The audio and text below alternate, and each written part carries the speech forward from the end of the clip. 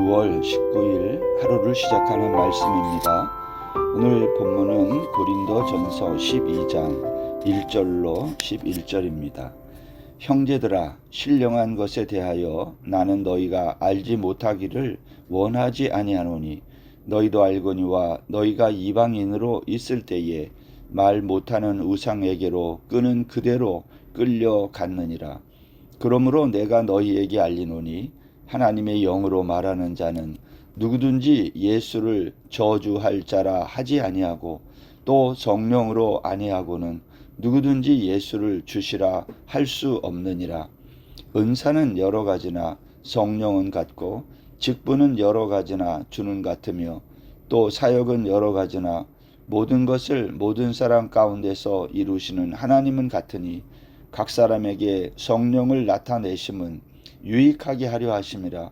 어떤 사람에게는 성령으로 말미암아 지혜의 말씀을, 어떤 사람에게는 같은 성령을 따라 지식의 말씀을, 다른 사람에게는 같은 성령으로 믿음을, 어떤 사람에게는 한 성령으로 병 고치는 은사를, 어떤 사람에게는 능력 행함을, 어떤 사람에게는 예언함을, 어떤 사람에게는 영들 분별함을, 다른 사람에게는 각종 방언 말함을, 어떤 사람에게는 방언들 통역함을 주시나니 이 모든 일은 같은 한 성령이 행하사 그의 뜻대로 각 사람에게 나누어 주시는 것이니라. 아멘.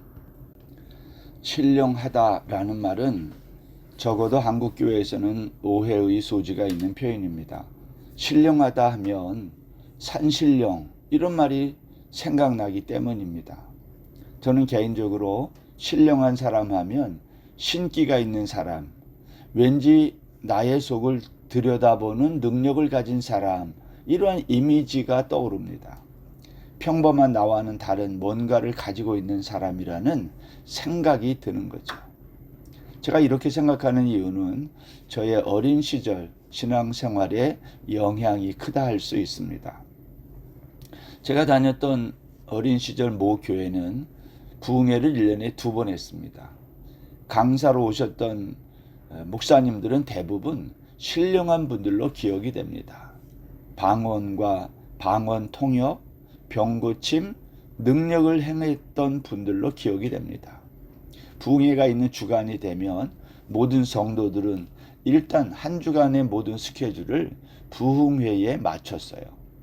담임 목사님은 부흥회를 광고하실 때 늘 우리가 한 주간 병원에 입원한다 생각하고 집회에 참석하라고 하셨어요. 사실 우리는 영적으로 병든 자들이기 때문에 병원에 입원하는 게 맞습니다. 그러나 그 부흥회 집회에 하면 저는 떠오르는 게 신령한 이미지만 떠올라요. 그런데 지금 막상 제가 그 같은 자리에서 말씀을 전하면서 신령한 것이 뭘까? 이런 생각이 다시 드는 겁니다. 언제부턴가 이런 생각이 들었습니다. 우리가 예배당 안에서 신령한 은사와 신비한 능력을 보고 경험하지만 그렇다고 우리의 삶이 신령해지는가? 그렇지 않구나 하는 생각을 갖게 된 겁니다.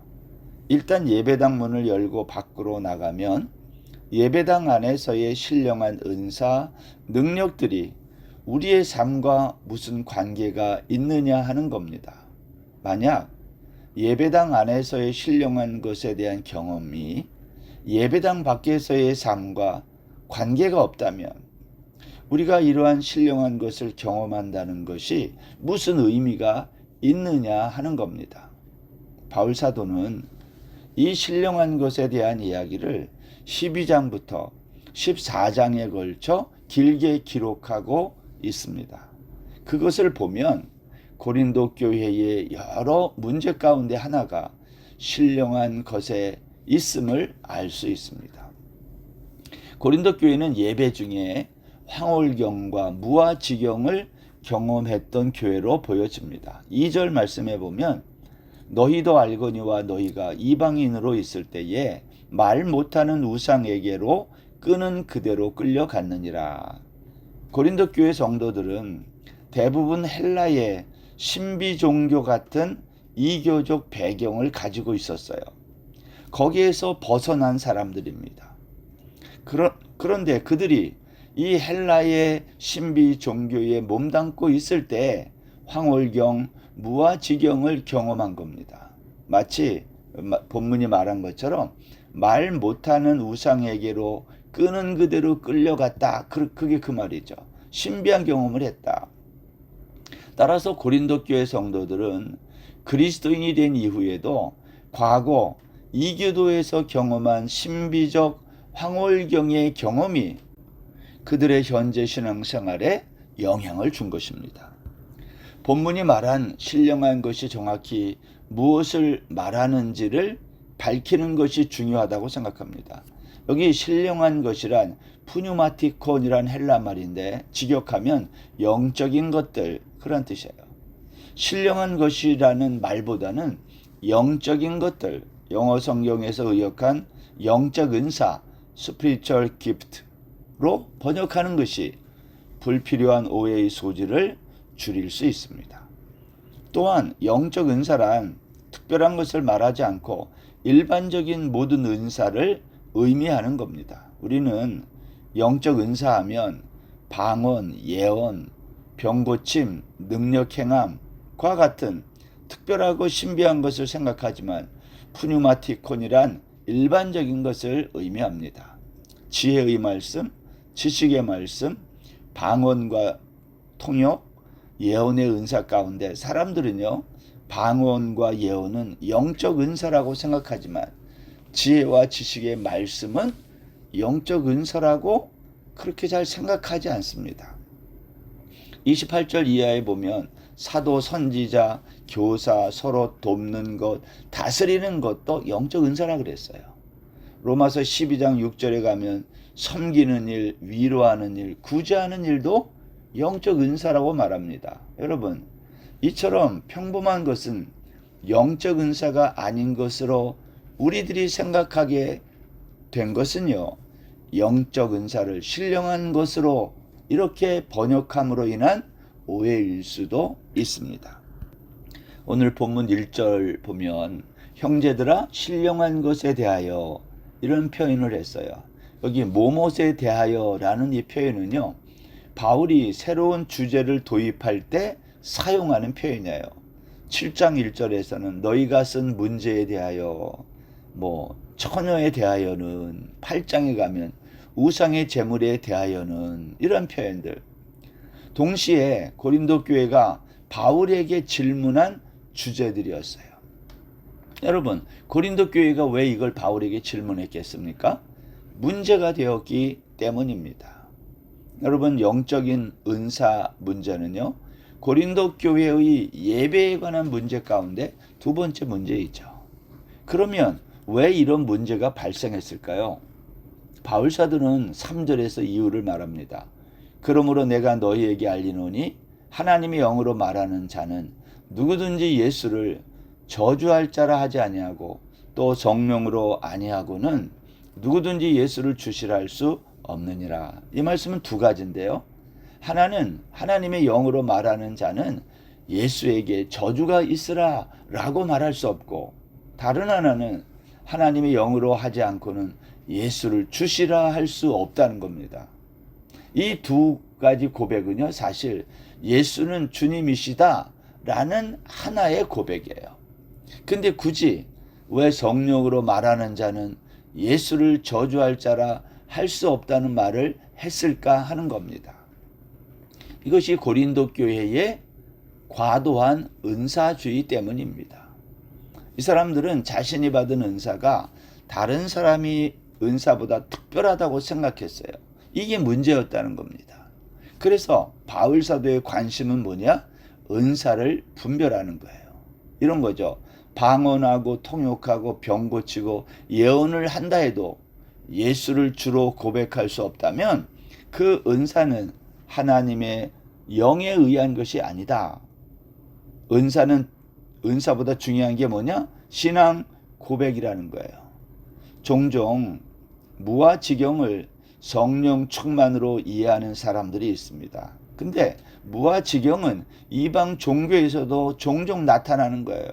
무당이 신들려서 작두를 타고 하는 이러한 현상, 이게 그리스도인이 하나님의 영이 충만하여 방언하고 예언하는 것과 현상적으로는 구분하기 어려워요. 왜냐?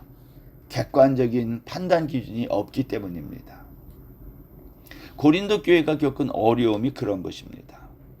예배 시간에 무아지경에 빠져서 방언하고 예언을 하는데 그것이 성령님의 은사라고 주장하는 사람들. 근데 다른 사람들이 볼 때 그들이 하는 말과 행동을 알아들을 수 없으니 이게 성령에 의한 것인지 아닌지 모른다는 것입니다. 그래서 바울 사도는 이 문제를 일단 유보하고 14장으로 넘겨요. 다만 하나의 기준을 분명히 했습니다. 바울이 정한 그 기준이 뭐냐? 은사에 있어서 성령에 의한 것인지 아닌지는 나타난 현상으로 정하는 게 아니라 예수를 주로 고백하느냐, 고백하지 않느냐로 정한다는 것입니다. 바울 사도는 이 영적 은사에 대해서 두 가지를 강조합니다. 첫 번째가 뭐냐? 은사를 주신 이유가 공동체의 유익을 위해 준다는 거예요. 7절에 보면 각 사람에게 성령을 나타내심은 유익하게 하려 하심이라. 다시 말하면 은사를 주시는 이유는 교회 공동체의 유익이 목적이라는 거예요. 그런데 고린도 교회는 반대로 영적 은사를 받았다 하는 사람들 때문에 교회가 분쟁하고 문제가 생겼다는 겁니다. 그래서 바울 사도가 이 문제에 대해서 가이드라인을 주고 있는 거죠. 성령의 역사인지 아닌지는 현상으로 아는 게 아니다. 예수를 주라고 고백하는지 아닌지에 있다. 바울이 강조한 두 번째는요, 은사는 성령 하나님이 당신의 뜻대로 주신다는 거예요. 11절입니다. 이 모든 일은 같은 한 성령이 행하사 그의 뜻대로 각 사람에게 나누어 주시는 것이니라. 말 그대로 스피리추얼 기프트예요. 은사는 우리의 노력으로 얻는 게 아니라 선물로 받는 겁니다. 그런데 고린도 교회 안에서 영적 은사로 인해 다툼과 분쟁이 일어나고 있는 거예요. 이것을 특권으로 생각했기 때문입니다. 영적 특권이라고 생각한 이 사람들은 자신들의 목소리를 높였을 것입니다. 여러분, 교회에도 보면 누가 목소리를 높여요? 특권을 가졌다고 생각하는 사람들, 아니면 직분을 가진 사람들, 이러한 사람들이 목소리를 높이게 돼 있어요. 아니면 교회에 오래 다녔다라고 생각하는 사람들. 여러분, 은사도 특권일 수 있어요. 그러나 그 특권은 종으로 섬김을 위한 특권이며 교회의 유익을 위한 것이지 자신의 목소리를 크게 내라는 것이 아닙니다. 고린도 교회는 심지어 교회의 리더십을 부정하는 단계까지 이르게 돼요. 고린도후서 10장 10절에 가보면 그들의 말이 그의 편지들은 무게가 있고 힘이 있으나 그가 몸으로 대할 때는 약하고 그 말도 시원하지 않다. 바울을 공격했어요. 여러분, 사탄이 교회를 공격할 때 가장 누구를 공격할까요? 지도자를 공격해요. 넘어뜨리려고 합니다. 왜냐? 지도자가 넘어지면, 목자가 넘어지면 양은 흩어지기 때문입니다. 성령 하나님이 오늘 우리에게 영적 은사를 주신 이유가 뭘까?